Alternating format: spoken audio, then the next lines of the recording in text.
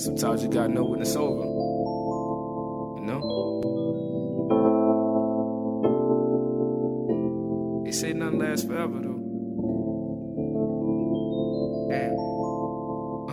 Yo, it seems lately that we don't speak at all. As I see us decrease and fall, I think about the times we were better. We used to be involved. I know we grown apart within the last couple months, but we were young when we hooked up, not knowing these for my ones. And I won't even front, cause I don't really want you to leave. But I'm not happy here, and I'm not sure you're happy with me. Plus there's these times when we talk on the phone, there's this uncomfortable silence that makes me wonder if we're better alone. I mean, is it me or are we going at war? Being with you is my vacation, now it's more like a chore. Maybe if you quit the bickering bitching and take a listen, we can find ourselves in better positions. I keep wishing for the best, but these thoughts lie in the back of my mind, telling me it's over, we just wasted most of our time. We need to just quit the confusion and come to the sad conclusion that whatever we had in the past was an illusion. Let's go. Things come and go, they say. Yeah, it keeps playing in the back. Hello and welcome to the Intentional Clinician Podcast. I'm your host, Paul Krauss, licensed professional counselor. In today's episode, I'm going to be interviewing Chris Blount. He is a close friend of mine for many years, not sure how many, but a lot. Musician, he's a father, and basically a jack of all trades, currently running a studio in Tacoma, Washington, a music studio. So, Chris, welcome to the show. Hey, thank you. It's great to be here, Paul. How are you doing? I'm doing pretty good. Good. This is, man, it's been a while since we hung out. It's true. Yeah, so thank you for having me on your show. This is great. It's good to see and talk to you. In person. Yeah, in person. For once. So this is great, man. Yeah, absolutely. Good. Thank you very much for coming out. Well, thanks for hosting me here in the Tacoma, Seattle area. That's right. On Purpose Recordings in Tacoma, Washington. We're in your studio. Yes. Using your equipment, which I am very happy with. Thank you. Thank you very much. This is weird because this is the first time I'm being interviewed in my own space. Normally, I'm doing the interviews. I've taken over. Yes, you're taking over. Colonize my damn studio. Thank you. He went there. Okay, so basically, now I want to talk about a little bit of background, but basically for the listeners, this is going to be an interesting interview. Chris, I'm going to be interviewing you about your personal experience of being an African-American male in the United States and growing up in New Orleans and a lot of life experiences. So I appreciate you being open to this interview. Absolutely, man. I am all about it. I'm an open book. Let's get into it. Yeah, so, Definitely. Okay, let's get into it. Well, before we get into it, let's give the listeners a little background. How in the heck do we know each other? Oh, man. The short version. Short version. The short G-rated version. I got a reputation to maintain, Chris. Okay. There's a reputation. So he's a upstanding gentleman, everybody. And I met him. He's way more clean cut than me, but that doesn't mean he's clean.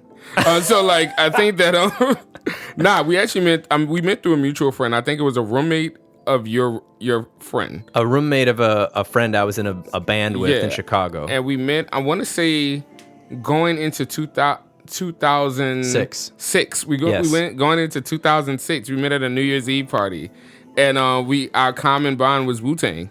That's correct. Yeah, because he's everybody who knows him, to all the people listening, he's just a skinny white guy, and I'm hanging out with my friends, and I overheard him talking about Cream, and I am a hip hop enthusiast, and also kind of hood guy, so I was like, oh, what you know about Cream, right? And we sat there and we like waxed poetic about a bunch of music in general, and we got along. And years would go by. He would be I like to say he's one of my first genuine friends that happen to be white. Because you know how like you grow up as a black guy and you have a white friend, or you have that gay friend or that friend, and et cetera, et cetera. They become the representation for everything of their race and their culture. I've had that before. And, and some of them are better friends now, but I used to be annoyed by it, right? Right. And I remember going out because I'm born and raised in New Orleans, and Chicago was my first experience outside of the state living somewhere. Right. And so before you know it, like I met people, but I wasn't really that close to them. And you and I gelled really well. And I like looking back on it, hindsight being 2020, you were my first genuine like friend who just happened to be white. Wow, that's cool. Yeah. So I actually didn't know that. Yeah, that's cool. That's a little tidbit for you. Yeah, and I really appreciated it too. And it just sort of naturally arose. We talked about music, and I was talking about Cream because I had entertain myself by playing it on piano, and I was getting really excited about that. And just to be real, I don't know that much about hip hop. I just know what I listen to, and so people sent me different songs, and so it was just funny because I don't even know. It was kind of weird. It was one of those crazy nights, and I was just talking about it to somebody else completely at the party, and then you and Rahman came over, and then I think we were all kind of a little bored at that point at the party. Yeah, because it was just it was kind of a bland party at the time. To be fair, it was, I want to say it's like New Year's Eve parties don't really get kicked off till you're closer to midnight. Yeah, this was early. It was like 8 p.m. Yeah, like 8 p.m. Like. We were a little too early. Yeah, entirely too early. But at the time, I was kind of new in the city, so it was more so like, let me check out the scene because I don't know this place. And I went in there and I was like, this is awkward. Ron and I are the only two people of color That's true. in here. I don't want to get killed. Like, I always think, like, when I walk into a place and there's a bunch of white people, till this day, I'm like, let me watch myself. So I secure the area, make sure I'm good. Yeah, well, that was actually a question I was going to ask you later, but, so anyway, we met that night. Let's give a little segue. Yeah. We met that night. We both had different jobs. I was in grad school, but we ended up collaborating on some songs that you had written. You are on, I want to say you're on every one of my albums. I think I might be. Yeah, you're on every one of my albums, which is interesting. Right. Yeah. Except for the early demos, which you made in New Orleans. Early demos. All the major that life, albums. Yeah, but that life I was in a rap group. Oh, that's right. Yeah, I was in the rap group and the rap clique and everything, and then I started doing my own solo thing. Yeah. Oh, so I'm on all the solo you're albums. on every one of my solo albums. Oh, well, I'm honored to be on there. Thank you, man. It's an honor. It's an honor. So, and we've done a lot of music projects, but being this the topic of my show, and I forgot to mention this. Chris also hosts 2 podcasts. Yes, I do. One is called Profoundly Ignorant. Yes, and Chris Talks. Because I talk a lot. So Chris Talks is more of an interview-based podcast, authentic conversations, and I would say Profoundly Ignorant is more. What do you want to call it? I would say political geekery. Yeah, okay, that's a good way to put it. It's a lot of political politics, geekery. And pop culture and geekery. It's myself, my friend Sphinx and Breezy, and we all sit there together. We are talking heads about the current political climate, whatever that may be at the time, and what's going on during the week and our interests. It's very topical. I like it. It's very entertaining. I was listening to it on an airplane about last month. Yeah, we talked, and I was laughing out loud. Thank you very much. And I had to kind of like switch podcasts because I was like it was cracking me up too much. And so it's a good one if you want to download it. Chris Talks is definitely more conversational, very awesome podcast as well, just totally different. Thank you very much, man. It's really good. Well, so let's dive into this. So obviously, we kind of announced our backgrounds at the beginning of the podcast, but I've always been intrigued about, being in the counseling field. We're always learning about being culturally competent, learning about intersectionality. How do you work with people of all different cultures? And that doesn't mean ethnicity. It could just mean like people that go to certain types of religious gatherings, people that live in certain regions.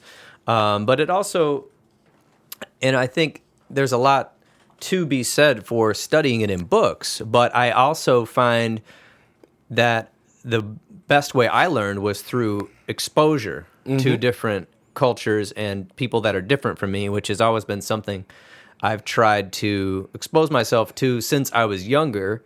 And my parents owning a motel, I found myself meeting people from all different ethnicities and cultural backgrounds because we lived next to a major university where a lot of people would come through. And so that was that I feel like that's one of the best ways to learn. But I really think it would be awesome for you to kind of tell us your perspective a little bit about what we can learn. Like, this is a show for counselors, but also a show for your average listener. But how do we learn about the experience of what you have been through just in your life? Because I think there's a lot of stuff in the media and a lot of people commenting over the last couple of years. But I think that I've learned a lot more valuable things just from conversations with you than I have reading any of that. So, well, I come from a very unique situation as far as how, like, I had a traditional inner city upbringing, like a lot of black kids, right? But New Orleans is a special flavor in the sense of, the culture is so unique. The way we do things, the way we cook, the way we believe in things. It's always been like this kind of fly way of living in a sense, and because it's filled with festivals, it's steeped in tradition, and so that's what makes it special. But obviously, when you're in it, you don't realize it until you leave. In a lot of ways. Yeah. Now, I mean, we realize it now in general because I think. But when you were young, you mean? Yeah, when we were young, didn't realize how special it was. Exactly. Right. Exactly. But I come from a household where it was slightly it wasn't traditional. It was, kind of broken, if you will. My mother was mostly single. She married my stepdad when I was like 5 or 6, but even that was a traumatic experience. And so I grew up in a very volatile environment, not necessarily in my house, but definitely in my neighborhood.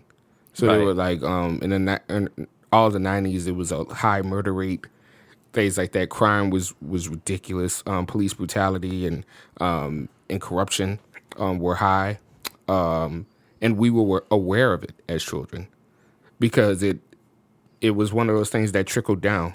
So, the politics and the murders are fucked up with the adults, and then it blended down to the kids in the schools. Right. And so we would feel that, and there's that tension, that way of going about it. So, you're going against the like versions of quote unquote bullies, in schools, and then you got to deal with police. Right. And everything. So as a black child, and I'm sure most people who grew up in black households could attest to this. One of the things that we were taught when we were young is that know how to act around the police accordingly. And also you got to try twice as hard to get accepted just as much, from a regular. So I got to do better. I was always taught that the world is kind of against me and they don't want to see you rise. And as a young, optimistic kid, I thought, well, maybe my mom's over exaggerating. Mm-hmm. But then when you get out into the world, you're like, oh shit, this is real in a lot of ways, because you find out about institutionalized racism, the fact that the schools don't, if you live in a poor neighborhood, they'll deny you services or they won't tell you about different things. I remember in certain, and it could be blocks away from each other, Right. My friend's school, one of my best friends, his school was this nice school in New Orleans, and they had all these opportunity and options in the world. I would go there I went to the school across the way, about 2 miles away. And I remember them pumping limited options to me as far as what I want to do, because the counselors don't care. The counselors, I won't say they didn't care. It didn't feel that way. It didn't feel like they cared. That's a better way to put it. Compared to your friend's school. Exactly. And I would go to my friend's school, and actually I would study off their homework and talk to their counselors, to their guidance counselors, and would end up using them for the majority of my high school career. I like to say that really helped me shape what I wanted to do with my life. Wow. And yeah. I did not even know about that story. Yeah. And you grew up in a notorious neighborhood, like you were talking about just in general in New Orleans, but you grew up in kind of an infamous neighborhood, didn't you? I wouldn't say infamous. I think, newsworthy. Yeah, newsworthy. Yeah, definitely.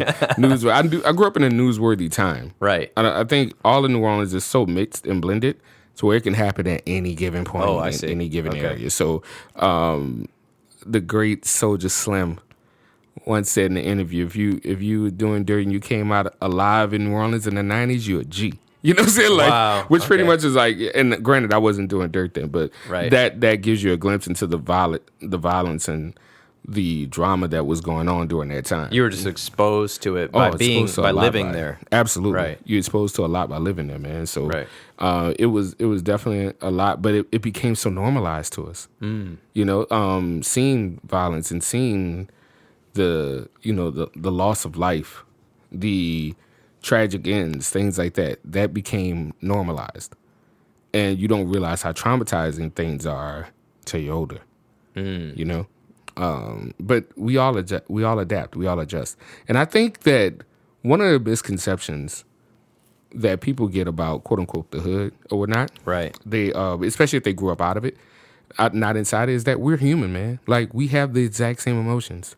This is why we used to watch all the shows, like, you know, your Saved by the Bells, right, you know, your 90210s, you know what I'm Right. saying, and even, you know, Good Times at the Jeffersons, like all these experiences, you know, in the American culture, are essentially the same. It's just the characters are different and the slang is different. in the situation, like the neighborhood or whatever. Maybe the situation, but we all go through heartbreak. Oh no, I don't mean this. I just meant like the setup. Oh yeah, The exactly. setup, not the emotions. Absolutely. Right. Yeah, exactly. We all go through the heartbreaks. We go through love. We go through pain. We go through embarrassment, things like that. And I think people forget that when they see something that's different from them. Well, and exactly. So that actually is a very key point. And I think that's breaking it down to the most simple was that if, like, for instance, when I said infamous, it's because newsworthy. So, like, here Absolutely. I am, and I didn't grow up, I grew up in a weird situation. So, but the point is that I didn't grow up in the suburbs and I didn't grow up in the inner city, but I grew up in a business and I also grew up in a trailer park. So two strange places, but what I would see, and I didn't have, well, I did end up going to school in an urban area. So I ended up having a diverse ethnic friends because I went to school in downtown Lansing for some weird reason on Martin Luther King Jr. Boulevard was where I went to elementary school. And it was because of a lot of reasons. Then I ended up going to school in the suburbs, which was predominantly white, Caucasian, Anglo-Saxon. But my elementary school was not like that. But here I am watching television, and at that time, besides people staying at our motel, the only African-American people I saw were either on campus, and they were athletes, because I lived next to a university, Yeah. or they were on the news.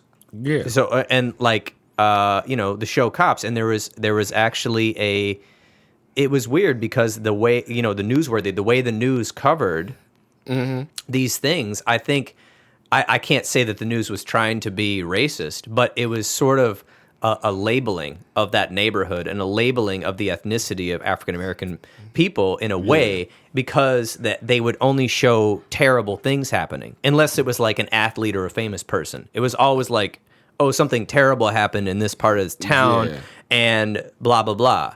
And I don't know why that stuck in my head, but we were talking about it's the same. You know, we all have the same, but it's like if I hadn't ever moved out of my town and had conversations with people that had grown up in that area, I may have had biases I would not even know about if I hadn't challenged my own. And it's not like I had stored preconceptions. I probably did, but I mean, I wasn't like very aware of what those were. Yeah. You know what I'm saying? I just knew, you know, what I was hearing. But, you know, growing up in the elementary school was different, you know, going to that school. But even there, a lot of the African-American friends I had like, you know, I don't know, better opportunities or something. Like they were, you know what I'm saying? So I didn't really encounter that, what your, you know, the situation you grew up in with like the poorer school. And like you said, at your school, you would go to your friend's school to get help. Yeah. So I feel like, you know, there's one thing to learn about it, but there's a next thing to have conversations and open up to it, because you already went to the whole moral thing. We all have the same emotions. It's just we're all growing up in a different context. And I think that's hard for people to understand if you've never visited an area or talked to somebody who's from a completely different culture than you. Yeah. And so I feel like my whole thesis with that is, and I think why there's a lot of mudslinging in the media and all that is, besides to sell commercials, besides that, is because people are not actually having conversations. And people are not actually going out of their little zone of comfort. And that is lending to a lot of problems in our country right now. So anyway, that's a whole giant topic. But back to you. So what are your thoughts on that? Well, I think that's, I honestly think that conversation is something that we lack in general in our society.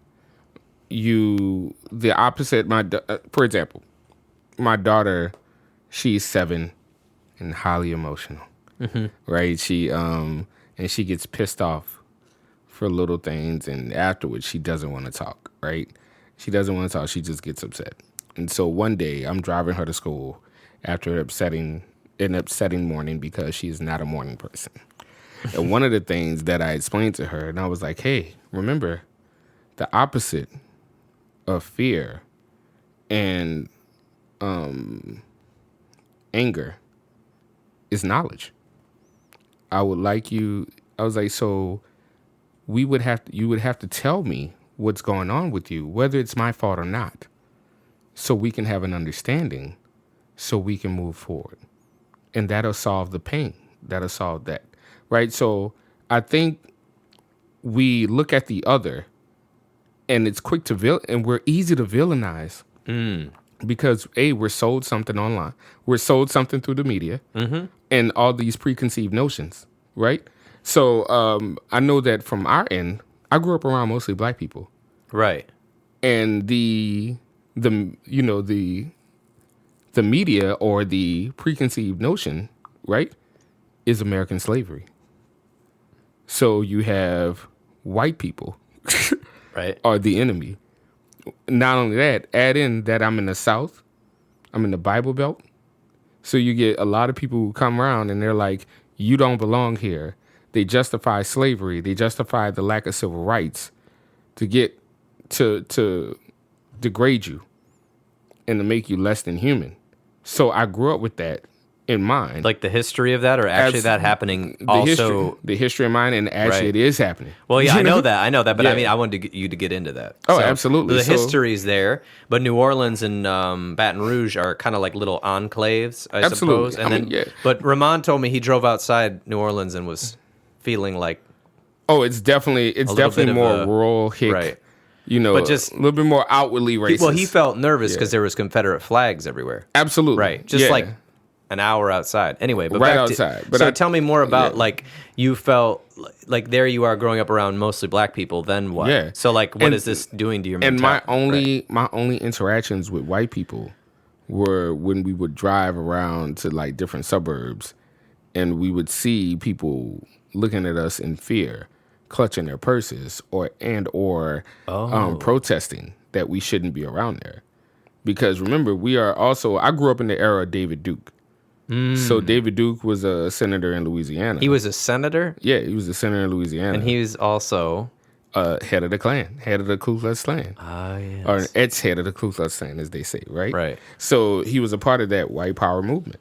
And people felt empowered and compelled to express their racism during that time. So, we have that. And then not only that, you have these situations where you are put in a situation that is outside of your comfort zone. Like take college, right? First year in college, I went to this place called Nickel State, which is in Thibodaux, Louisiana. And that is rural as fuck. And it was also the first time I would meet and go to school with white people. And granted, there were white people in New Orleans. I mean, they lived in Metairie, but there were white people in New Orleans, right? So I knew you.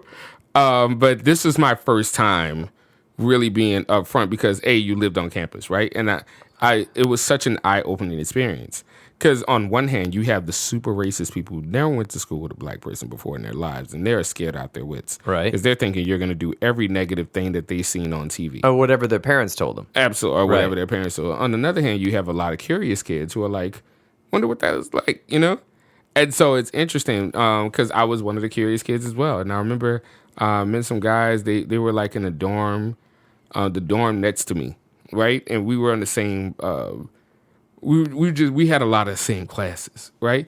And then one day, because I majored in psychology, by the way. Oh, okay. Yeah. And so I forgot that. Yeah, so I majored in psychology. So I was in there and like we actually chopped it up and we realized we had so much in common. Particularly with our families and how we relate. And so that's when we realized, well, maybe we're not so different after all, And I thought that was one of my first lessons of like, oh, white people are people too. Right. No, but I love it's so interesting to me that you both came into college because of whatever situation you grew up in and whatever media you had heard. Mm-hmm. And not that, I mean, you were curious, right? But you also had some stored notions, and so did they. And then it took, a conversation? Yeah, absolutely. A meal together to find out, oh, wow, yeah. Actually, we have a lot in common. We just have, some differences based on whatever. Absolutely. Interpretation. And we're all going to have cultural differences. Right, of course. Like, even amongst black people, we have cultural differences. Because no black, the black experience is not it's not universal. It's not universal. Right. We have very different black experiences. Just like white people have different white experiences. You know what I'm saying? There's all types of cultural things to consider. But I remember just having that talk and realizing talking and conversing with people is unifying. I think that's an issue today where people don't talk to each other. We're so immersed in being online that we don't talk to each other. And I think people forgot how to actually be friends. Yeah, it's getting that way. I mean, you got the social media, and then it's all about how you're using it. I mean, if you can use social media to hook up and meet up with people, and also like, I guess what you're saying, like, Twitter. Twitter is a big one today. Yeah, and Twitter is huge. And like, I feel like there's actually like a word called Twitter fights, and it's like people aren't conversing; they're just trying to like slam each other with some type of, I don't know, I won, you're dumb, my group versus your group. It's almost becoming tribal when we could be having, I mean, some people are using the internet for very good coming together reasons or coming together purposes, but I feel we have the internet is a great tool to unify people. Oh, absolutely. And at the same time, it's also a tool to dig your heels in, find your comfort zone, find your tribe. You are too scared to have your own identity, so you have to have a tribal identity. So we find all sorts of, different things ranging from the benign, which is, hey, I like geek culture, so I'm going to join this geek group, to underground, stormfront, hate forums to express my viewpoints, which are projected onto other people. So it's a strange thing. So versus having those conversations, but how do we have those conversations? I mean, the internet's a tool to have it, but then also you discussed in your neighborhood, it was mostly black people, and in my neighborhood, well, I wasn't really in a neighborhood, but the cities near me, not the one I went to elementary school, but the cities near where my parents had the motel were I was between a very white area and between a mixed ethnicity area because of the university. So it also depends on where are we living and how are we interacting in the community. Exactly. I was actually going to mention that. Oh, okay. As far as like living ways. In New Orleans, it was a little bit. New Orleans is a big gumbo pot, depending on where you're at. Yeah. So it was majority black inside the city. And there are a couple of specks of white, of course, uptown and your Gentilly areas, but for the most part, New Orleans it was a really big black environment. And then of course outside outskirts. What I found the most interesting as far as race relations is when I moved to Chicago. Chicago is one of the most diverse cities I've ever been. Oh yeah, in general. But however, it's the most segregated city. Totally by neighborhood. I didn't know. I was joking with a friend of mine. I was like, I didn't know there were this many different types of white people. This shit's crazy. You got Greek. You got a Polish neighborhood. There's Polish people like for a whole neighborhood. There's more Polish people in the west side of Chicago than anywhere in the world except the capital of Poland, which is escaping me right now. Warsaw. Is so funny. Yeah. Yeah. So you had all these different cultures. You forgot Swedish. Yeah, Swedish. My grandma's from Chicago. She's Swedish. Yep. Norwegian neighborhood, Norwegian hospital up there. Absolutely. Yeah. What else? You got Little Italy. Yeah. Oh wait, you already said that? No. We have all types. You know what I'm saying? So and then you literally, if there was a demographic, there was a neighborhood for it. Southside Irish. Yep. Yeah. So, and then of course Logan Square, which was partly German. Yep. Yeah, partly German. Then you had right around the Latin area as well. Right. Yeah. We were right near Little Puerto Rico, Humboldt Park. Absolutely. Yeah. Humboldt Park, Little Puerto Rico. So and it was interesting. I'll never forget. And I at first I thought initially I was like, this is awesome. This is really cool that I can get to these places. And then I realized people don't leave their neighborhoods. So it's built to keep people segregated. It's crazy. And it's crazy because you can leave, but it creates this fear of the other. And I think that's what hurts us as human beings. I remember listening to Chance the Rapper. He has this song on acid rap called Pusher Man, right? And one of the lyrics that stuck out to me, he was because he was talking about the murder rate in Chicago. Because everybody talks about Chicago's murder rate. Everybody talks about it. But they don't realize it's just in the black neighborhoods. It is. It's just on the south and southwest side. Yeah. And what people don't know, you know this from living there, if it doesn't happen in the neighborhood, nobody gives a shit. You know what I'm saying? And not only that, real quick comment in Chicago, we have aldermen. So every neighborhood has like basically a mini mayor. Another reason not to leave the neighborhood. Every neighborhood's got a bar. Yeah. So anyway, pretty much, I feel like that's all like a way to keep people in. Right. It's like, hey, why you got to leave? You know what I'm saying? We gave you everything. You just got to go downtown to go to work.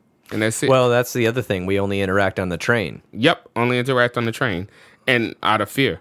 They don't really interact. Well, no, people are kind of stoic on the train. Absolutely. So you're not expected to talk. So Chicago, you could interact, but you had to leave your comfort zone. So you where we met with one of the first places you lived, we actually lived. We didn't know it at the time, but we live like right around the corner from each other. Finally, when I was coming to record music, you're like, I live here. I'm like, what? That's 2 blocks from my house or from my apartment. That was crazy. And I was like, oh, I guess I'll just walk over then. I thought I was gonna have to take the train like all over. I didn't know where you lived. So in the first neighborhood, but actually it was. I feel like I'm trying to figure out where we're going with this, but I feel like so far, just to summarize, conversations. Yeah. And also understanding that you were raised with a cultural viewpoint. I want to go on and say lack of empathy, because that's where I was headed towards with the Chance thing. Oh, okay. Chance the rapper, like he had did this song and it was about the murder rates, and like remember how the murder rates used to skyrocket in the spring because all the leftover beefs in the winter, you know, and like there all this talk about murder. And Chicago's murder rate, but like North Shore doesn't care, Gold Coast doesn't care, you know. And I remember him saying, like, I know you're scared. You can ask us if we're scared too. If you were there, then maybe you would care too. And I was like, oh my God, that's so real, because these people are scared of that criminal element and don't realize we are too. No one wants to get shot. No one's comfortable with violence. Right. You know what I'm saying? Like, in the human condition, we're not comfortable with that. But we're in a situation where, due to poverty, due to lack of resources, lack of people don't respect Black mental illness. Oh, right.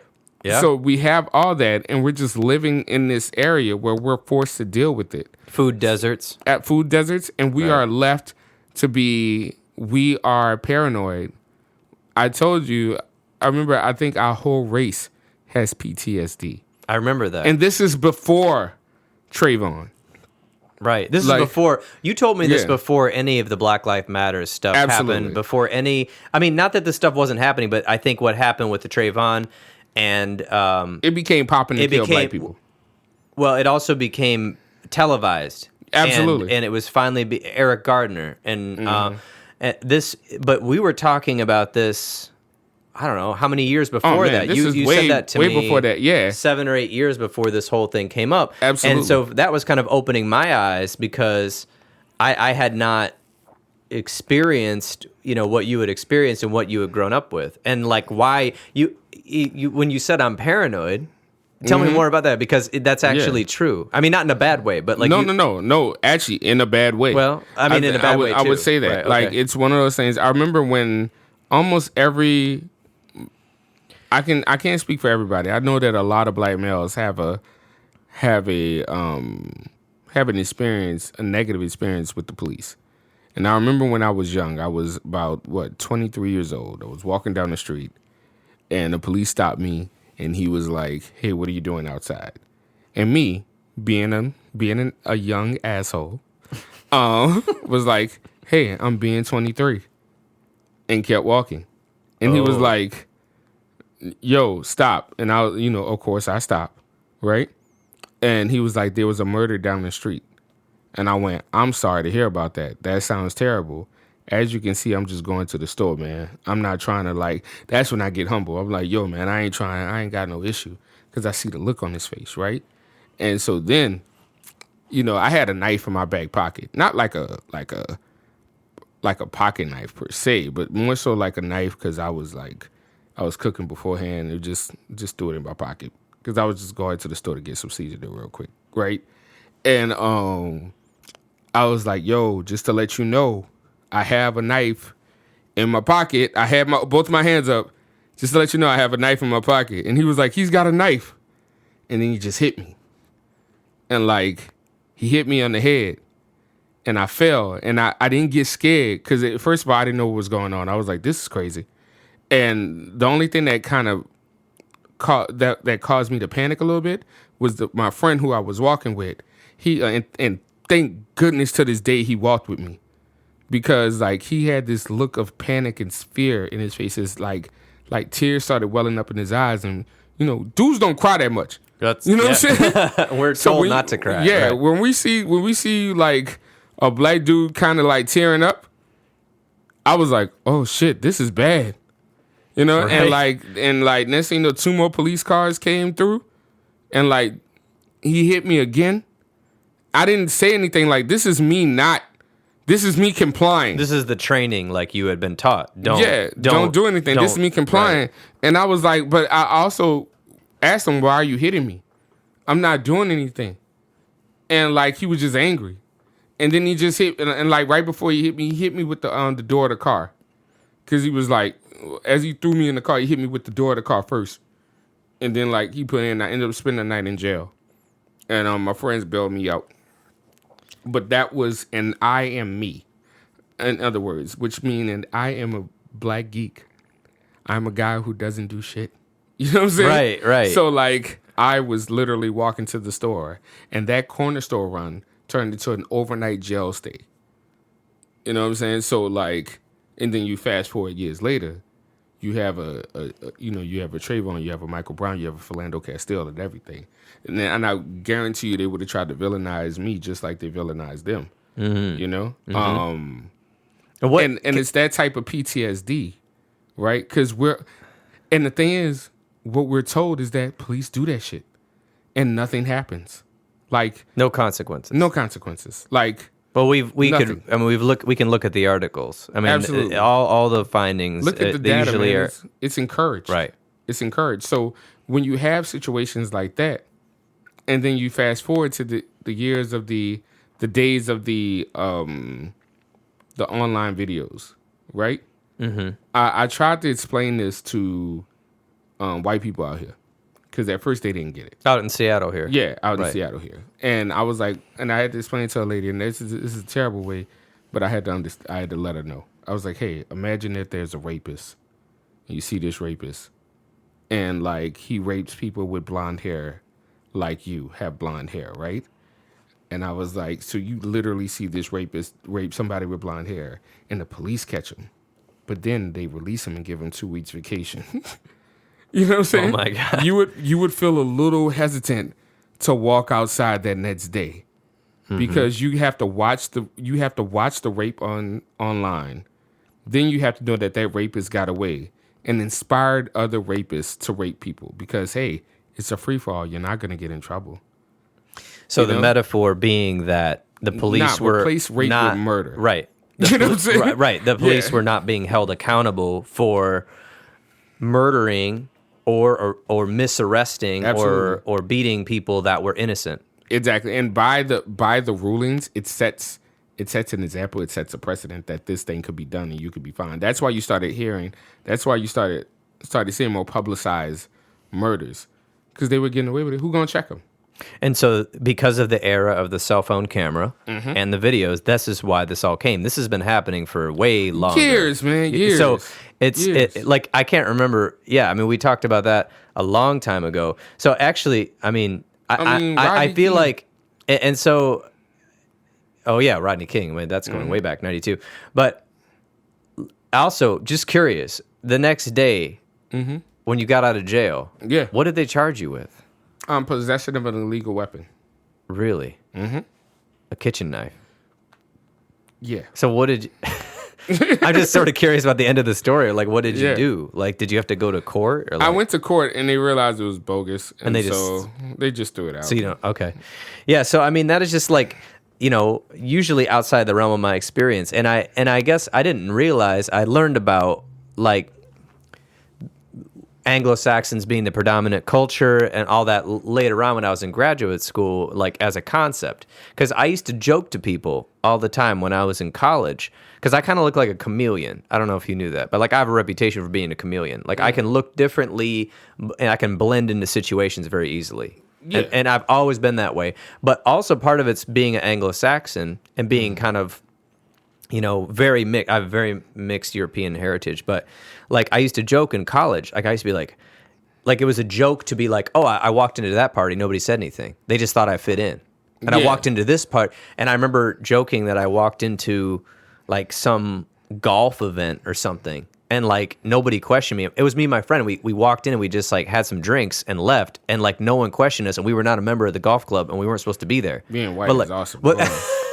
I didn't realize that was what it was. Yeah. But because I was in, you know, college and I didn't realize that was what was happening. Mm-hmm. So because I would just kind of be like, oh yeah, I'm a chameleon. That's why that happened. Yeah. Like I got lucky or whatever. It's a very wasp move. Right.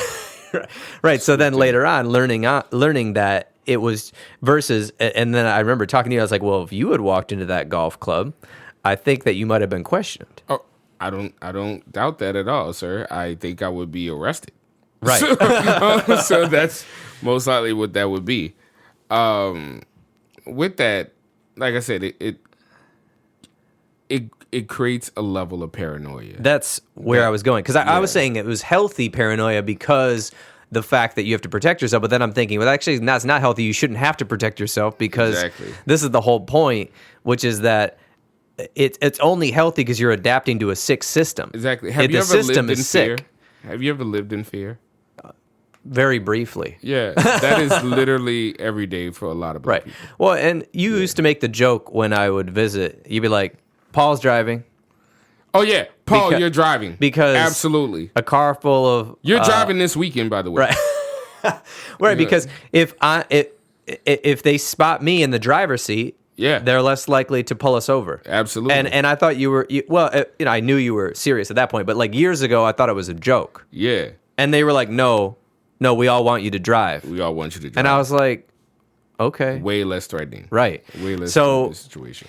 And that does bring me to a thing about the police. I wanted to say the Dallas police in 2009, and I need to look up these stats, but I'll put this article in the show notes to remind me. Oh, right. 147 excessive force complaints. The year I moved there. Oh, really? It's funny. Yeah, I looked up this study recently, and they had, I don't remember, a lot of arrests, okay? 2000, they had a lot of complaints, and the Dallas police chief, who I believe is African American, put in place a basically an education seminar for all the police that had to go through it. And this is what the seminar was. It was basically Psych 101. And what it was these are regular people. They have emotions. They have feelings. And so when you're going to confront somebody, use the following tactics, which are listening to them, acknowledging their feelings, talking about choices and consequences, asking them questions, listening. That's right? what you should have fucking told them in the first place. Well, right. But this is the training the police went through. That's the shit that pissed me off, though. Like, why does something have to happen for you to express empathy? Well, exactly. And how long does it take? And why are we not looking at this? Exactly. So then in 2012, 3 years later, excessive force complaints were down to about 46. I look up the numbers later, but that's down a third. Yeah. And the arrests were down 1,000 arrests. So if you think about human nature, if somebody's innocent and you're yelling at them like they're guilty in an authoritarian way, people tend to get emotional. People get emotional and defensive. Right, and you, luckily, in that moment, just, like, collapsed and didn't do anything. Well, because I was hurt. Well, you were hurt, but also, like, what if you had fought? Like, you could be dead. Yeah, I could definitely be dead. What I'm saying... We are taught from an early age, don't fight with the police. Right, so in the Dallas police example, they had this amazing change among the police force with using basic psychology and empathy. Now, if somebody had a gun out, they didn't change their tactic. But if somebody's just upset, they had way less arrests, way less excessive force complaints in 3 years after putting together that. And it's literally was probably a weekend training. That's it. I don't know. I think that Dallas still has a long way to go. Oh, I'm okay. Time out. Is that fix everything? No. What I'm saying is that some police officers listened to that, took it to heart, and tried to do differently. The fact is why isn't this in the police academy? Why isn't this? Oh, this should definitely be in the police Why academy. isn't this in the why are we having these issues? But I'm just goes to show that like a slight bit, like you said, a slight bit of knowledge changed it for some people. Yeah, it helps out. It's not fixing the whole problem. I'm just saying. Yeah, I think it can. I think. Well, we need to have more. I agree with the logic and the belief that police should police their own community. So if you have a policeman, you should police your own community. It creates a level of familiarity, like having relationships. Mm-hmm. Not only that, yeah. Absolutely. It's great to have policemen who are from the area that they are policing. That would make sense because they would understand the culture of that neighborhood. They would understand the culture of the neighborhood. That's what you have a lot of times. You have a lot of times where people police an area where they don't understand the culture. They don't understand the people. So they look at them as the other. And when you look at somebody as the other, you lose empathy. You know, right? One of the things you look at it's a label. You're looking at people with putting a label on them, and maybe preconceived notions. Because you know what I stopped doing over the years? What? I stopped searching for empathy in my oppressors. I stopped saying, hey, maybe they wouldn't be racist if they understood my story. They don't give a fuck about my story. All they see is a black skin. All they see is the other. You know, so I'm not here for the empathy. I won't assume that they have empathy for me. I won't assume that because racist people are just racist people. And they do want you to die. You know what I'm saying? So I'm not like sitting here begging for them to have a heart. This ain't a Christian special. So right. Well, you have to protect yourself. Absolutely. You have so to it's a real yourself. threat. But when you're younger, you think, oh, maybe just if they hear my story or that, and then through your experiences, because that's only one of many that you've that's talked sad about. though, because we grew up with this sense of there's this innocence and this sense of empathy, where we have to try to see the good in people. Mm-hmm. And somebody had said something a while ago. It was online. And it was poignant, and it was a little raw, but I agreed. He said, I have no interest in loving my enemy. And I was like, yeah, I get it. When you look at what racism has done, what slavery has done, what institutionalized racism has done, what the prison industrial complex has done, they have told us time and time again that they do not love us. They do not care whether or not we are building blocks for America. So I don't want to hear anybody's like, well, why don't you trust white people? You know? Because history, present, fuck, you know? Right. So it's one of those things where I just have to like, it's a balance, man. Obviously not everybody, hashtag not all white men, but like, right. Hashtag like, that's not what you never not said everybody. That. Yeah. You were just saying that you had to learn to protect yourself. Absolutely. And you had to learn to have a layer of mistrust before you trust. We just want and people, black people are just like everybody else, man. Like Latins, like Native Americans, like Asian, like they just want to prosper. They just want to support their family and prosper. Right. And so that and I won't get and the whole racism thing, there's a whole lot to be said for that. And basically there's a line in an old song called You've Got to Be Carefully Taught to Hate. You heard that song? No, sir. No. So it's basically saying that when kids are kids and they run around together, they don't see they might notice differences, but they don't have preconceived notions. Absolutely. And so it's an old song, and it's actually, I'm trying to remember what it's from. It's called You've Got to Be Carefully Taught. And it's from a musical, which is you've got to be taught to hate and fear. You've got to be taught from year to year. It's got to be drummed into your dear little ear. You've got to be carefully taught. You've got to be taught to be afraid of people whose eyes are oddly made and whose skin is a different shade. You've got to be carefully taught. You've got to be taught before it's too late, before you're 6 or 7 or 8, to hate all the people your relatives hate. You've got to be carefully taught. And there's more. And it's basically talking. It's an anti-racism song, but it's basically bringing it out. It's from South Pacific. It's a play from like the 50s. Oh, that's so nice. It's showing about how people grow up in this environment and then they just look for confirmatory bias, which is in psychology, which I think confirmatory bias is like shows like Cops, who exploit people that get arrested. And actually, This American Life just did a special on Cops about how corrupt it is as a produced show, and how they coerce people into signing waivers. Racist. Well, and they coerce people into signing waivers to be on television. So, and half the time they don't show what happens later. But a lot of the times those are misarrests that are thrown out. Yeah. So there's another thing that this brings up in, because you said my whole race has PTSD, which is, this is, have you ever heard of transgenerational trauma?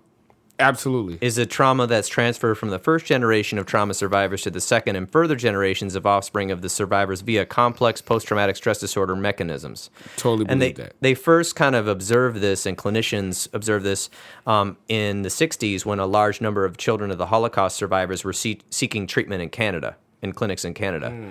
And the grandchildren of Holocaust survivors were overrepresented by 300% among the referrals to psychiatry clinics in comparison with the representation of the general population.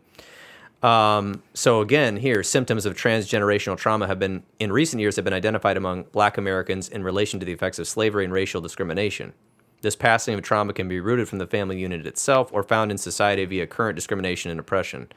The traumatic event does not need to be individually experienced by all members of the family. The lasting effects can still remain and impact descendants from external factors. For example, Black children's internalization of others' reactions to their skin color manifests as a form of lasting trauma originally experienced by their ancestors.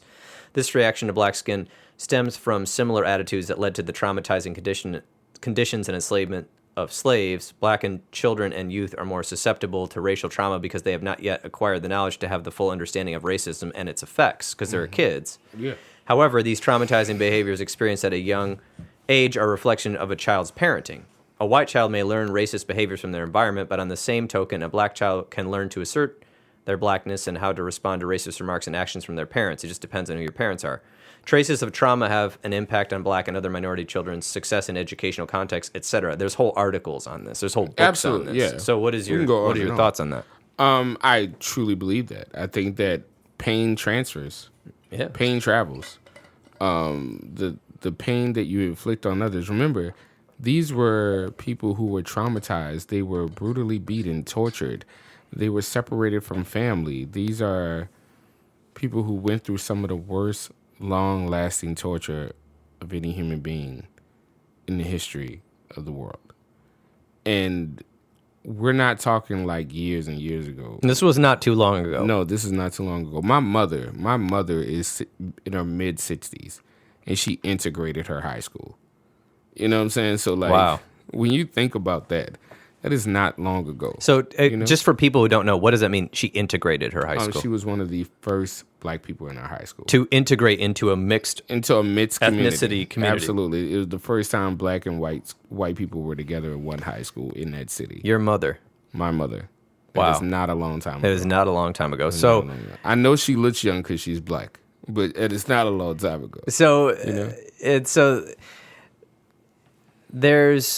I think there's an attitude of cynicism in our culture right now, and especially, unfortunately, among certain segments of the Anglo-Saxon community. Yes. Unfortunately, also especially in places of power and media status. And so I think as an Anglo-Saxon descendant, it is a duty to confront that in our communities when we see that among people saying stereotypical derogatory things about a group of people. It's ridiculous. I think it's more important that white people speak on racist issues. Absolutely. Just like I think that it's very important for straight people to speak on LGBTQIA issues. I remember a friend of mine out here was like, hey, we're going to the Black Lives Matter event. Do you want to go? And I was like, I already know I matter. You need to go because they need to see that you think I matter. You know, that's a very good point. Yeah. So, like lifting each other up and getting involved, and it is so important because it matters for all of our rights. Absolutely. And I mean, there's a lot of work to be done. And as we said, there's a lot of work to be done here. And I think what we're talking about is having conversations. Absolutely. Is having those conversations, not just through the internet and through media and music, like personal conversations. And that takes everybody getting out of their comfort zone. So I remember, actually, just to bring it full circle, when I first met you in Chicago, you invited me to a Super Bowl party with the Saints. Yes. And or it was NFC Holy Championship shit. or AFC Yeah, Championship. no, it was an NFC Championship. NFC Championship. Saints game, yes. And I got there, and I walked in, and I'd recorded music at your house before. Yeah. But I did discover I was the only person who would be considered white at the entire party, and there were 35 plus people there. Absolutely. And that was actually an experience for me because besides visiting a few other like big cities that I'd lived or been to and gone to different places, I had never actually been, like I'd been to Harlem and I'd been to Detroit, downtown Detroit, and I'd been to different parts of New York, and I'd been out of the country and like been in places where I was the only like English speaking person, but I'd never been to, but that's all like tourism. I'd never been to a party where everyone was expecting me and excited that I was there, and except that I was the only white person, and everyone was talking about the Saints, who I knew about them, but like I grew up with the Lions, who always lose, and it was like sad for me. But half my family's from my family's half from Chicago, so it was like the Bears. Everybody kind of likes the Bears, but they always lose too. Yeah. And then I was there, and I remember just for like I don't know, like just like a minute or two, I was like, this is weird. Like I was like, this is weird. Like I don't understand the Saints phenomenon, and I also am the only white person here, and that made me feel strange. So I was like thinking for a second, how the hell does Chris feel when he shows up to work or just gets on the L train and he's the only black person in the car? That's like normal for you, and that's weird. Right, it's just as weird. Except that you like have probably adapted at first after you moved out of New Orleans, but you know what I mean. But for me, it was interesting, and I think that's an experience that can help change people when they get out of their comfort zone. And it doesn't take much work. All it took for us was a conversation at a party. Absolutely. And having commonality over basically music was the whole point. Universal and then language. We started the universal language. Thank you. I love that quote. Yep. And then we started making some music together, and we made music with your friends, and you made music with my friends. Yep. And we're still making music, and we're going to actually have a Chris Talks episode where we talk a lot more about personal stuff coming up. So we're going to put the link to that. Oh, yeah. If you want to know more. But just for fun, we did actually form a super group, which we had an interesting name for. Yes, actually, yes, it's the Gentlemen of Leisure.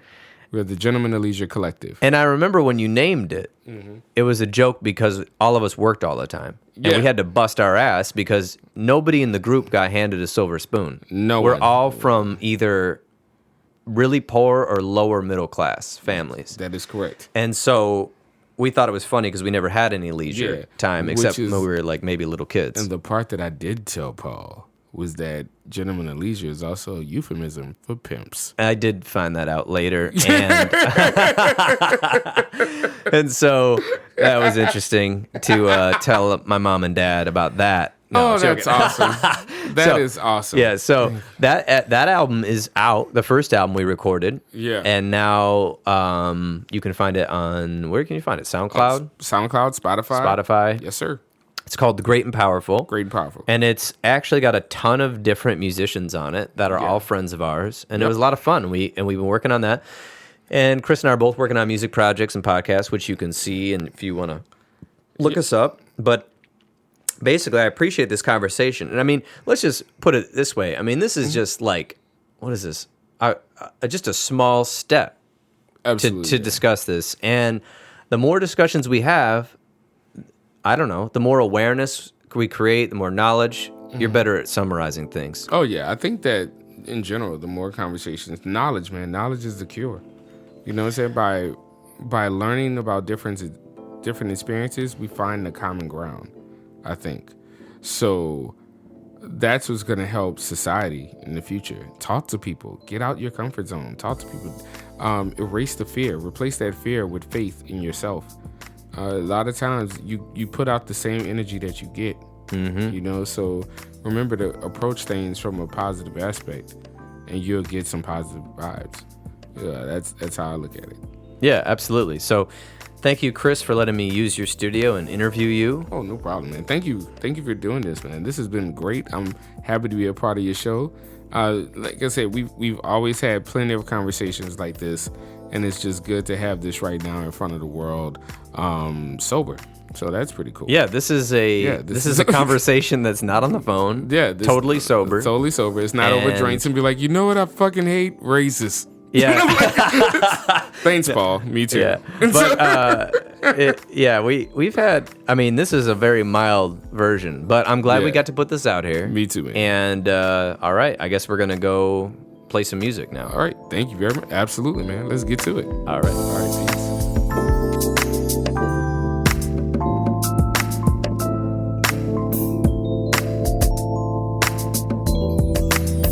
This has been another episode of the Intentional Clinician podcast.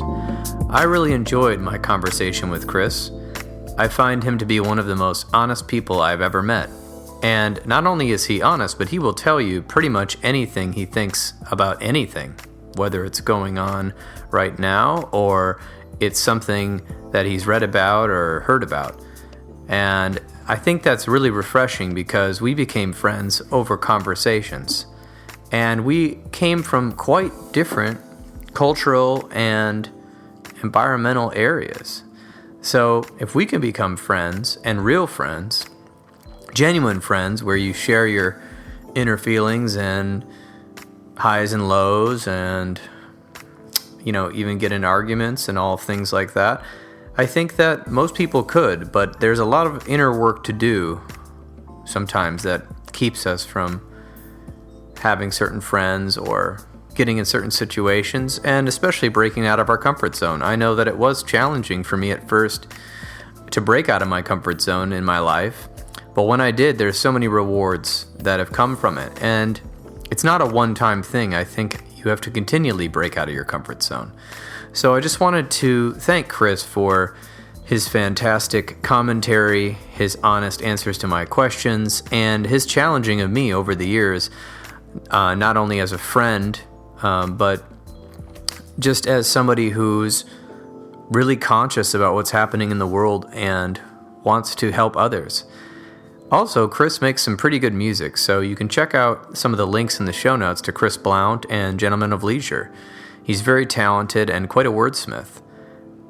I also love listening to his podcast. Now, Profoundly Ignorant is really funny, and he kind of plays a character in that, so you'll see. And he is himself, but it's definitely interesting. And Chris Talks is also personally my favorite of his podcast because it's just his raw personality, interviewing people and having awkward conversations because he's so honest, and I love it. So, yeah, for more on Chris, you can check out the show notes. And now for the disclaimer. The recording you just listened to consists of the personal opinions of Paul Krauss and his guest, and while these may be based on their experiences and things that they have read in the literature, they should not be viewed as the definitive opinion on any subject. Listening to this podcast is not a substitute for treatment. If you are in a crisis, please dial 911 right now or the National Suicide Prevention Lifeline 1-800-273-8255. If you are in need of counseling or another professional, please don't hesitate to make an appointment with a local counselor in your area. If you are looking for counseling in the Grand Rapids, Michigan area, you can find out more information about Paul's practice at healthforlifegr.com and the new Trauma-Informed Counseling Center of Grand Rapids, which is in Health for Life's office. Thanks so much for listening, everyone. If you like this podcast, please share it with friends. And if you have social media, you can share it there as well. Also, Just a last note for clinicians. If you are looking for electronic medical records for your practice, I recommend trying out Simple Practice. If you're interested in trying out Simple Practice, check out the link in the notes of this episode for a 30-day free trial. If you utilize the link I provided and decide to subscribe, this podcast will get a small referral fee. I thank you in advance. All right, everybody. It's been real. I hope you liked this episode. There are a lot of cool links to music, to podcasts, to different things we referenced in the show notes, and you can check those out. Feel free to send me some feedback. Feel free to rate this podcast on the podcast app or wherever you rate them and whatever. And I'm going to leave you with some music. So thanks so much for tuning in. Behold your applause, the humanistic clause, that vanity in us all. The hero and the villain, we validated it all. But what good's a great man with every obstacle solved? Yes, promise provides precedence. Search for perfection and hopes to catch excellence. Make reality of what they said was never meant. Risk a little hell for what we feel is heaven sent. And so we clock in, deal with the worst of. Knowing wisdom's not the lesson but the search of. We overworked over it all and underpaid. But we know through the struggle is how the heart is made. That's why I stay chill like the Eskimos say. Cause you gotta be prepared for when the ice breaks. And we won't erase, cause we don't concede. Cause we deserve it all, so raise your glasses please. Cheers, my friends, I'm speaking to you. Keep on fighting for what is true. With our minds made up, we can lose. Cheers, my friends, this one's for you. We sing the song of sorrow and hum the hymn of pain. We focus on the more, cause we got more to gain. And if you go through hurdles, well here we go again. Just maneuver through it all and let success reign. Insane in outer space, so many out of bounds, which means they out of touch, they high up in the clouds. But I'm still down to earth, which means I'm on the ground, which means I'm close to you, so I'm into it now. So say hooray for the providers who persevere through the most severe, cause they survivors. The ones who live to pull an extra shift and never tire, who do it for their family cause they the main suppliers. You deserve a trophy and accolades as well. The faker never fail and let the real prevail. And when the weak bails, all that remains is us. And with that said, I say salute, bottoms up. Cheers, my friends, I'm speaking to you. Keep on fighting for what is true. With our minds made up, we can lose. Cheers, my friends, this one's for you. That's probably Jared's fault. The microphone kind of smells like barbecue.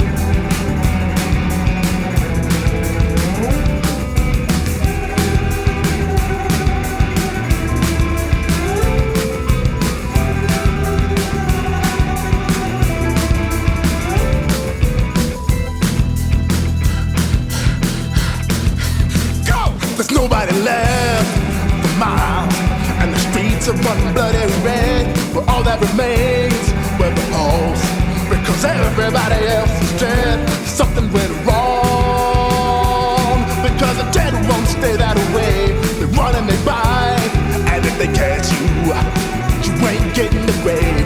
No, no, no. And if you don't wanna go, then there's only one thing you need to know. You better run, or your eyes are just as dead as grass. You better run,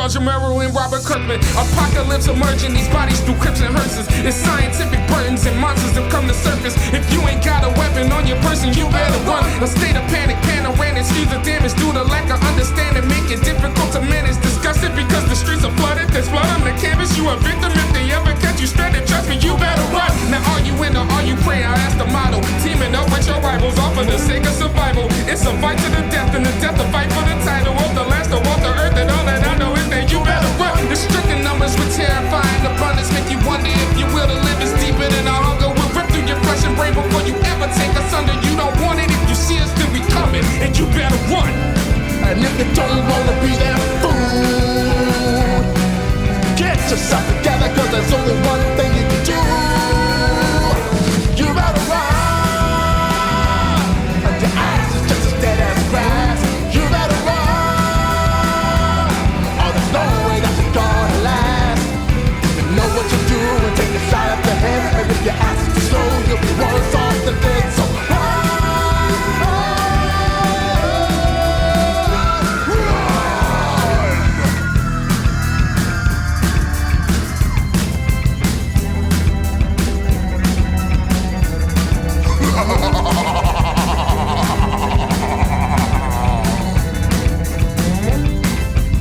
This is serious, it's not a game, get the fuck out of here! Only you run it briskly too. You walk yourself into the empty. Only you run it briskly too. You walk yourself into the empty room.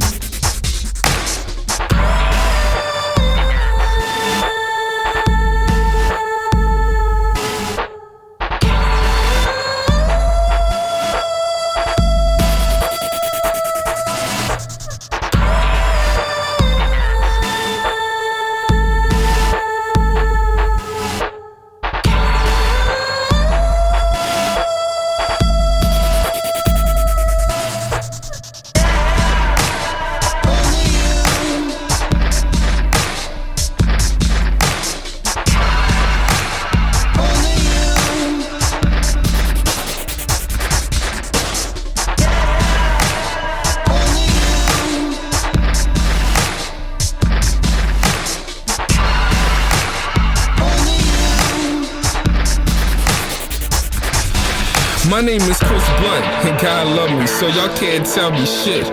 And I was told to bless the track with my benevolence. The gentleman, the leisure, do it for the hell of it. We keep it real when everybody else embellishing. Paul and I was politicking, I was telling them how since we did that last joint that they've been on us ever since. He said, cool, holla at me when you get in town. So now I'm in the spot, you know it's going down. See, we collaborate to make the magnificent. People hate us cause they recognize the difference. Plus I got the homie keynote on the instruments. We tryna body everything, now we killing it. Funny how they wasn't listening like talking about it. Now every time we write a song they wanna talk about it. I keep it moving cause I'm kinda used to getting doubted. So I'm like fuck them if they feel some type of way about it. It's like the hippies then combined with the gritty and design something witty to provide for your city. And it's so superb how he's brilliant with the words. He exemplifies the curve while he do it for the birds. If you ain't heard, it's the champagne sipper cool. If ninjas hate seeing us when they commit sipper cool. Sometimes you gotta face the mirror just to get the truth and confront the one that holds you down. Only you.